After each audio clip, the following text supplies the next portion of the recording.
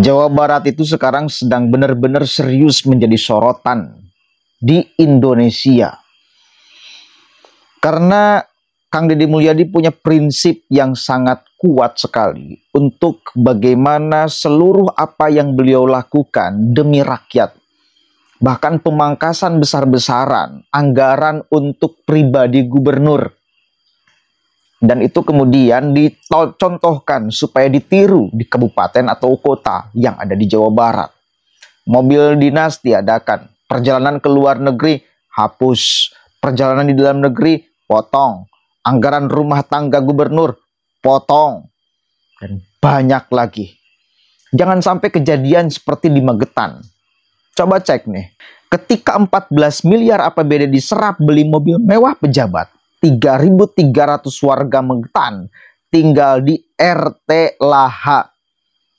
Rumah tidak layak huni. Bagaimana tuh perasaan masyarakat? Masyarakat tinggal di rumah tidak layak huni, sementara para pejabatnya bermewah-mewahan membeli mobil tidak tanggung-tanggung 14 miliar, Pak. Kalau dibuat rumah rakyat dapat berapa puluh? Nah ini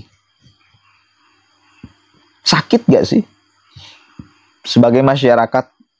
Makanya jangan sampai terjadi di Jawa Barat. Dan boleh jadi ini di setiap wilayah juga sama.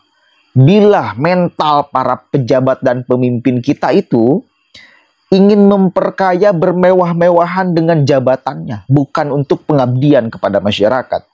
Dan ini harus ditanamkan mental itu. Ketika Kang Deddy Mulyadi kemarin juga mengumpulkan kabupaten dan kota, siapa aja yang telah membeli mobil dinas, silahkan masyarakat yang menilai. Silahkan masyarakat yang menilai. Saya sebagai gubernur sudah memberikan contoh efisiensi anggaran untuk pribadi gubernur. Demi apa? Demi jalan yang masih bolong, demi jalan yang masih rusak, demi bangunan sekolah yang masih kurang, dan masih banyak lainnya. Itu yang mesti kemudian diprioritaskan sebagai seorang pemimpin di dalam pembangunan, bukan untuk diri pribadi. Coba kita cek dulu sama-sama nih. Ini makanya satu kali lagi saya katakan, Kang Deddy itu menjadi barometer, bukan hanya bahkan di Jawa Barat, tetapi di luar Jawa Barat.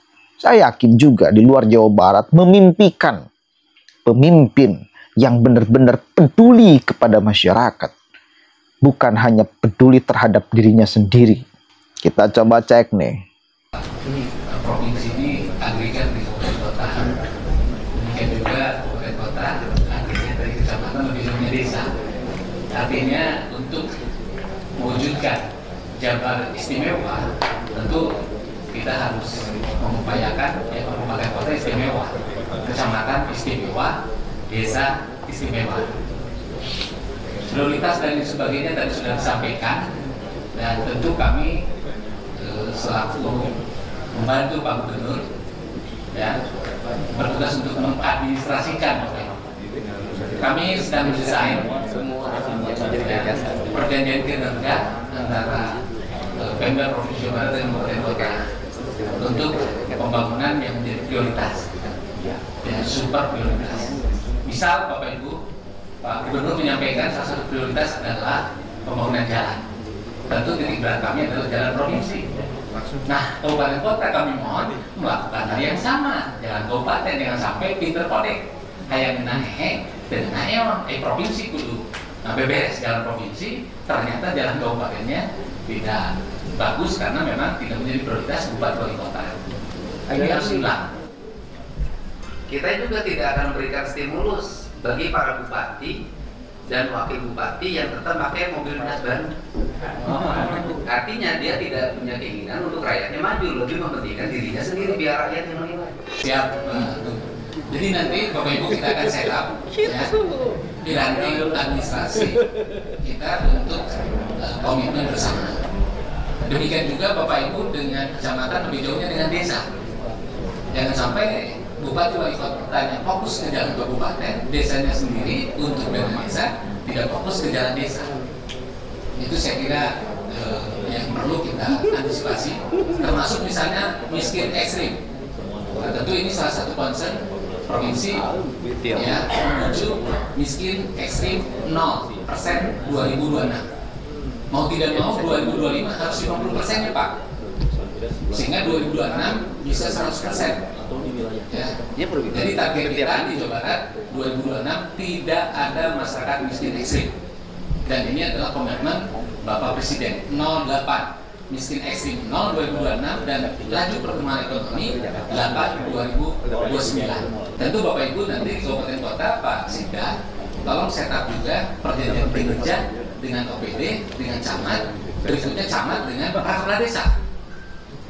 Tentu tidak perlu diatur semuanya. Ya, sekarang Bappenas yang menyampaikan bahwa indikator makro pembangunan namanya IUP, indikator utama pembangunan. Anu mobil dinas bupati harus dibalanyakan kabupaten mana wae. Harus dibalanyakan ya. Yang udah dibalanyakan kan nggak mau ditarik. Yang belum, tanya serius ya. Bapak Ibu, yang sudah dibelanjakan kabupaten mana saja? Mobil dinas baru untuk bupatinya. Yang muda nggak apa-apa. Nggak apa-apa. Subang. Yang sudah kadung begitu? Hah? Karena sudah dilaksanakan jauh hari sebelumnya. Jakarta, Pak. Cirebon mah sewa, Pak. Itu Pak, Bapak Ibu Sekda. Satu lagi Bapak Ibu ya, nanti kami akan pandu dari provinsi agar kita sinergi begitu, karena tugas Bapak Ibu Sekda sekali lagi mengadministrasikan sehingga kita bisa tertib administrasi, bukan hanya substansi, tapi itu paling penting ya, harus kita backup juga. Ketika tim transisi bareng dengan saya, mereka ribu ngadepin saya. Saya berikan contoh nih, perjalanan luar negeri saya 1,5 miliar saya coret ya. Oke. Ini baju dinas saya 152 juta saya coret ya. Ayo beli baju ngaminggu bisa, ngapain pembelian negara. Nah, kemudian mana lagi berikutnya perjalanan dinas saya 1,9 miliar. Oke, coret ya, sisain 700. Nah, saya itu nanti akan melakukan itu pada para bupati wali kota. Kan harus tahu ladan, Pak. Saya kan enggak. Terus kemudian nanti saya lihat lagi biaya untuk rumah dinas saya, apa saja komponennya, nanti sebagian saya coretin. Nah, itu saya lakukan. Makanya nanti di Bapak Ibu itu bahwa hari ini lihat kalau dianggap terlalu berlebihan, tidak sesuai dengan Impres nomor 1 tahun 2025, saya yang akan mengevaluasi di perubahan anggaran. Ya kan? Punya kewenangan, benar kan?